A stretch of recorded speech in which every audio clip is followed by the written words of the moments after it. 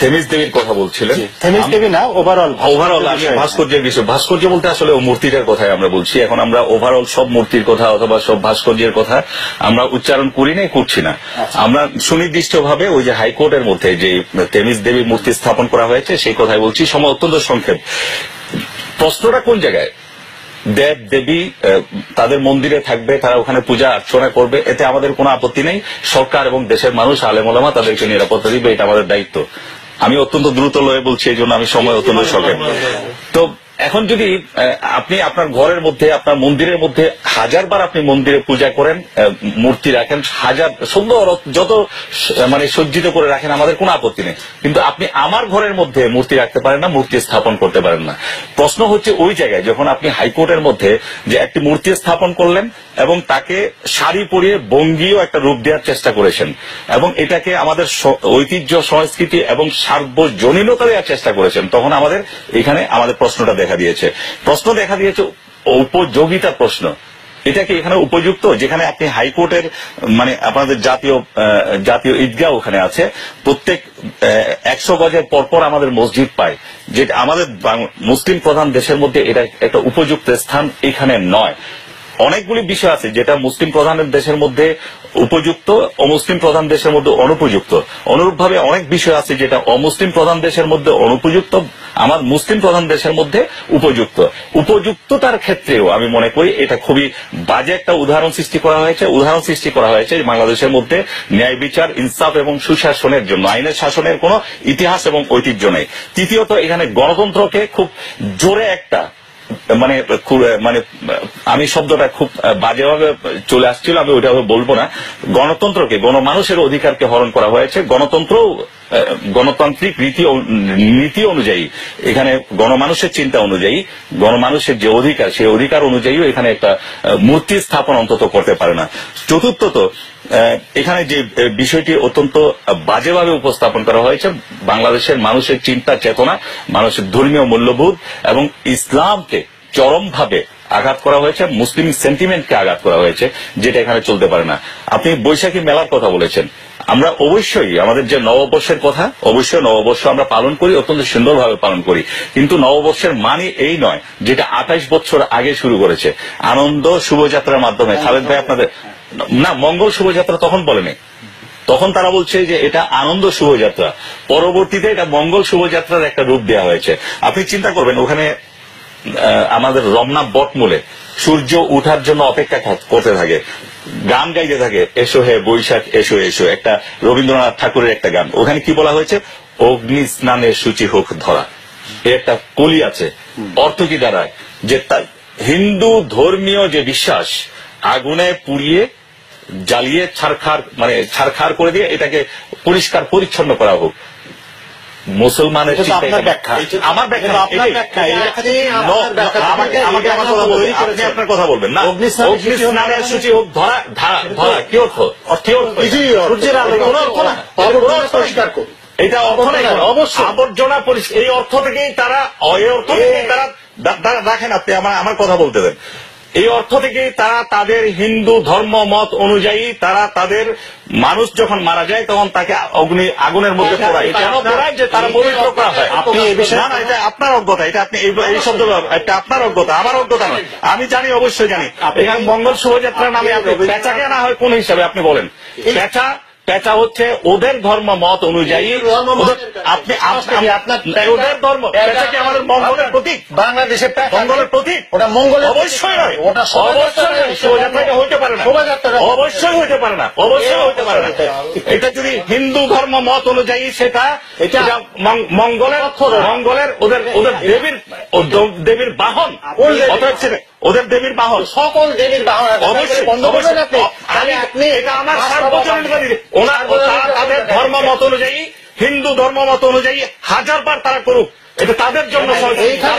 আপনি আমার উপর চাপিয়ে দিতে পারেন না, চাপিয়ে দিতে পারেন না, এটা চাপিয়ে দিচ্ছেন।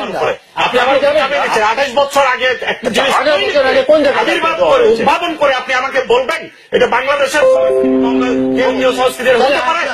আপনি যা খুশি বাংলাদেশের মধ্যে করে যাবেন, আর আমরা যা খুশি করতে পারি না। আপনি এখানে কি করতেছেন? আপনি বৈশাখী বরণ করতেছেন, লাল সাদা পোশাকের মহত্তাকে প্রদর্শন করতেছেন। আপনি সিঁদুর আর রেখার মানে যে ঐতিহ্য সেটা চালিয়ে দিবেন। আওয়ামী লীগের ব্যর্থতা, যেটা আওয়ামী লীগের ব্যর্থতা, এটা নাস্তিক মোরতাদদের ব্যর্থতা। নাস্তিক মোরতাদদের আগুন ধরে যায় যখন আমরা ইসলামের কথা বলি, মুসলমানের কথা বলি, ইসলামের কথা বলি। আপনার শুনেন, আওয়ামী লীগের এখানে আওয়ামী লীগের প্রশ্ন, আওয়ামী লীগের প্রশ্ন শুনেন, আপনি আমাকে একটা মিনিট হয়ে গেছে, আপনার কথা আপনি বলে ফেলছেন। আওয়ামী লীগও এটাকে সমর্থন করে নাই, আওয়ামী লীগ এটাকে সমর্থন করে নাই। আপনার কথা আপনি বলে ফেলছেন। আপনি যেই রমনার বটমূলের কথা বললেন, এই রমনার বটমূলে কিন্তু আমাদের পাকিস্তানি শাসকরা কিন্তু বলেছিল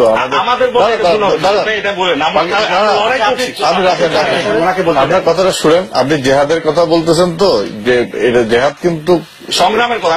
জেহাদ কিন্তু আক্রমণ না, এটা ইসলাম কিন্তু জেহাদের আক্রমণ নাই। এবং হচ্ছে মানে আপনি উত্তেজিত হয়ে যাচ্ছেন, এটাও কিন্তু ইসলামের মধ্যে নাই। আমার শব্দ যেটা প্রয়োগ করা হয়েছে এটাও মনে করেন, এটাও ইসলামের মধ্যে নাই। এটা আমাদের কথা, আমাকে আঘাত করলে আমি আমাকে অবশ্যই উত্তর দিতে হবে। আঘাত না, আমি বলি আপনাকে, এই মুক্তিযুদ্ধটা কি হয়েছে? আপনার পাকিস্তানিরা বলেছে কি, তোমরা এত কিছু লেখো, কিছু কয়েকটা রবীন্দ্রসঙ্গীত লিখতে পারো না? এটা কিন্তু বলেছে, এটা কিন্তু রবীন্দ্রনাথ আমাদের সংস্কৃতি, নজরুল আমাদের সংস্কৃতি, এবং সেটাকে যে পাকিস্তানি শাসক গোষ্ঠীর বিরুদ্ধে দাঁড়িয়ে কিন্তু রমনা বটমূলে ছায়ানট এই যাত্রা শুরু করেছে। এখন আপনি আপনার মতো করে ব্যাখ্যা, এই পৃথিবীটাকে তো আপনি কি মনে, যা কিছু সৃষ্টি সব আল্লাহ তাআলার তো নাকি? তিনি তো সর্বশক্তিমান, তার মাধ্যমে যে সবকিছু। তাহলে আপনি এই যে পৃথিবীর আল্লাহ তাআলার সৃষ্টির এই কোন জিনিসকে তো আপনি খাটো করে দেখতে পারেন না। আপনি এখন যদি আমাকে বলেন যে হিন্দুদের একটা দেবতার নাম কি, বিষ্ণু দেবতা আছে না, বিষ্ণু দেবতা, তার স্ত্রী হচ্ছে লক্ষ্মী দেবী। লক্ষ্মী দেবীর বাহন তাদের ধর্ম মত অনুযায়ী হিন্দুদের এই পেঁচাকে আপনি আমার সামনে উপস্থাপন করতেছেন মিছিলের সামনে। আমার ব্যাখ্যা না তো, এটা তো ওদের ব্যাখ্যা। এখন ওদের ব্যাখ্যাটাকে আপনি না হয় না, ওদের ব্যাখ্যা আমাকে, ওদের ব্যাখ্যা কে বলেছে? আমি বলছি, আপনি কেন না? ওদের ব্যাখ্যা না তো, এটা ওদেরই ব্যাখ্যা। এটা ওদের ব্যাখ্যা থেকে আনছি। যার 5 কন্যা, পদ্মালয়া, ইন্দিরা, শুভ, কমলা, ওনার 5 মেয়ে লক্ষ্মী দেবী, তাদের বিশ্বাস। এটা আপনি শুরু করেছেন, জামাতে ইসলামী তো গিয়ে এই একই কথা বলে 71 মানুষ মারছে। জামাত ইসলামী, হ্যাঁ আমি বুঝি না আপনার কথাটা বলতেছেন, ওই কথা বলে জামাত ইসলাম মানুষ মারছে। আপনি যখন হিন্দু ধর্মের পক্ষে কথা বলবেন, যখন হিন্দু আমার দেশে শিরিকের প্রবণতা, মানুষকে শিরিকের দিকে উদ্বুদ্ধ করবেন, অনুপ্রাণিত করবেন, আপনার মানুষকে বেঈমান করার চেষ্টা করবেন, তখন আমাকে প্রতিবাদ করতে হবে, এবং এটা আমার ইমানি দায়িত্ব, আমি করবো। আপনি মানেন না, আমাদের মহানবী কি অন্য ধর্মের প্রতিবাদ, আমাদের মহানবী কি অন্য ধর্মের প্রতি আমি অবশ্যই বিষাদঘাত করছি না। আমি বলছি ধর্ম সহানুভূতি, আপনার সহনশীল, অবশ্যই বিদায় হজে কি পাই, মদিনা সনদে কি পাই। আমি এটাই বলছি যে আমরা অত্যন্ত সহনশীল, কিন্তু আপনি যখন এটাকে আমার সার্বজনীনতা দেওয়ার চেষ্টা করবেন এবং দেখাবার চেষ্টা করবেন এটা মুসলমানের, আপনি ঐতিহ্য আমার বাংলাদেশের সংস্কৃতি হিসেবে যখন সাব্যস্ত করবার, প্রতিষ্ঠা করবার চেষ্টা করবেন, তখন আমাকে প্রতিবাদ করতে হবে। আমার দায়িত্ব। বাংলাদেশের সংস্কৃতি বলতে সেটা কি বোঝেন? আমি এটা কি বুঝবো, এটা কি বুঝবেন? বাংলাদেশ 28 বছর ওনাদের বক্তব্য যারা করেছেন, 28 বছর আগে শুরু করেছেন, মঙ্গল শুভযাত্রার নামেও করে নাই, যখন তারা আনন্দ শুভযাত্রা নামে বিবিসির এই যে লাস্ট উত্তেজিত হন না।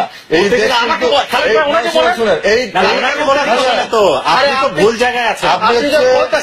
ধর্ম নিরপেক্ষতার চেতনার ভিত্তিতেই কিন্তু এই দেশটা সৃষ্টি হয়েছে। এখানে হিন্দু, মুসলমান, বৌদ্ধ, খ্রিস্টান, এইভাবে আপনি বিভক্তি কেন করবেন? 1000 বছরের পুরনো বাংলা একটা ভূখণ্ড, এই ভূখণ্ড বাংলাদেশ, ভূখণ্ড তো 1000 বছর আগে। এবং সেখানে যে শুভযাত্রা শুরু করলেন, তথাকথিত শুভযাত্রা, যে শুভযাত্রার মধ্যে শিরিকের সবক দিচ্ছেন মানুষকে, নবী রাসূলের শিরিকের বিরুদ্ধে লড়াই করার জন্য শিরিকের সবক দিচ্ছেন, এটা আপনার আমি ধর্ম নিরপেক্ষতার অর্থ আপনারা করেছেন। খালিদ ভাই আপনারা করেছেন ধর্ম নিরপেক্ষতা ধর্মহীনতা নয়। ধর্মহীনতা নয়। আপনি আপনার ধর্ম পালন করেন, আমার কোনো আপত্তি নেই। আপনাকে নিরাপত্তা দেওয়ার অধিকার দায়িত্ব আমার এবং সরকারের। আমরা আপনাকে মানে নিরাপত্তা সেই নিরাপত্তা আমরা দিচ্ছি। মঙ্গল শোভাযাত্রাকে রক্ষা করার দায়িত্ব সরকারের। আপনার পছন্দ হয় না, যাবেন না। মঙ্গল শোভাযাত্রা আপনি শুরু করেছেন। আমার মুসলমানের সন্তানদেরকে আপনি বেঈমান বানাবার মতো অধিকার না না না, কে বলেছে বেঈমান কেন হচ্ছে? হবেন? বেঈমান কে? আপনি এই যে অবাধ এই জিনিসটা ছিল যে আপনি একজন উল্কিয়ে দিচ্ছেন ছেলে মেয়েকে, মেয়ে ছেলেকে, এটা কোন ধরনের, এটা কোন সংস্কৃতি আমাকে বলেন? মানে পরপুরুষ বড় মেয়েকে, বড় মেয়ে বড় ছেলেকে দিচ্ছেন, বলছেন এটা করতেছে। আপনি ডাইরেক্ট লাইভ আপনি প্রোগ্রাম দেখাইতেছেন সারা বিশ্ববাসীকে। অবাধ মেলামেশা আপনি তো করতেছেন না। দেওয়া যাবে না। এটা তো আপনি করতে পারেন না। বিষয় হলো যে আপনার অন্যদিকে চলে গেছে। যদি ভালো না লাগে আপনি যাবেন না। আমার দায়িত্ব হচ্ছে, আমার দায়িত্বটা আপনাকে বুঝতে হবে। আপনাকে কেউ যে দায়িত্ব দিয়েছে? আমার দায়িত্ব, আল্লাহ প্রদত্ত দায়িত্ব যে কেউ যদি অন্যায় করে, আমার যদি শুনেন, আমার বিচার করার দায়িত্ব আল্লাহ, না অবশ্যই আল্লাহ বিচার করবেন। আপনি তো বিচার করবেন না। আমি বিচার করছি, তাহলে আপনি কেন নিয়ে যাবেন? আমি বলছি যেটা অন্যায়, অন্যায়কে অন্যায় বলবো, পাপকে পাপ বলবো, কালোকে কালো বলবো। বলেন না, বলেন, কিন্তু আপনি বাধা দেওয়ার কে? অবশ্যই আমি বলছি, আমি বাধা দিচ্ছি না তো। আমি বাধা দিলাম কোথায়? আপনি হ্যাঁ ঠিক আছে বাধা দিচ্ছি কোথায়? আপনি ঠিক আছে, আমারটা বলছি। আপনি অবশ্যই বলার অধিকার বলার অধিকার অবশ্যই আছে। আমি সেটাই বলছি এবং বলতে থাকবো যতক্ষণ পর্যন্ত আমার আল্লাহ প্রদত্ত দায়িত্ব আমাকে পালন করতেই হবে। আপনি বলতে থাকবেন এবং যাদের করার তারা করতে থাকবে। আপনি বলতে থাকবেন, যাদের করার তারা করতে থাকবে এবং বিচারের দায়িত্ব শেষ দিনে আল্লাহ তাআলা বিচার করবেন। আপনি আমি বিচারের কেউ না। বিচার আমরা কখনো রাস্তায় আদালত বসে বিচারের পক্ষে আমরা নই। আইন নিজের হাতে তুলে নেবার পক্ষে আমরা নই। কিন্তু এটা অন্যায়, এটা সাদা, এটা কালো, এটা অন্ধকার, এটা অন্যায় আমরা বলছি, বলেন কেমন পর্যন্ত বলতে থাকি। আপনি বলতে পারেন আমার বিশ্বাস, কিন্তু আপনি কাউকে বাধাগ্রস্ত করতে পারেন না। আমি ওয়ারিসে আম্বিয়া হিসেবে, নবীর উত্তরাধিকারী হিসেবে এই দায়িত্ব আমাদের উপর অর্পিত, এই দায়িত্ব আমরা পালন করে যাই। ধন্যবাদ আপনাকে। প্রিয় দর্শক, আমাদের সময় একদম শেষ। আপনাদের সবাইকে ধন্যবাদ জানিয়ে শেষ করছি। সবাই ভালো থাকুন। শুভরাত্রি।